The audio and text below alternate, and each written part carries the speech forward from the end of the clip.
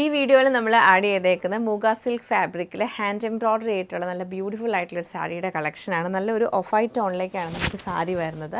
ഈ sari through out ഇങ്ങനെ ചെറിയ ചെറിയ എംബ്രോയ്ഡറിയാണ് ചെയ്തേക്കുന്നത്. ഹാൻഡ് എംബ്രോയ്ഡറി ആണ് കൊടുത്തേക്കുന്നത്. പിങ്ക് കളർ വരുന്നുണ്ട്. പിന്നെ നമുക്ക് ക്ലോസർ ലുക്ക് വരുമ്പോഴത്തേക്ക് നല്ലൊരു ബ്ലൂവും പിങ്കും കൂടെ മിക്സ് ചെയ്ത് വരുന്നുണ്ട്. ഇങ്ങനെ 2 ടോണാണ്.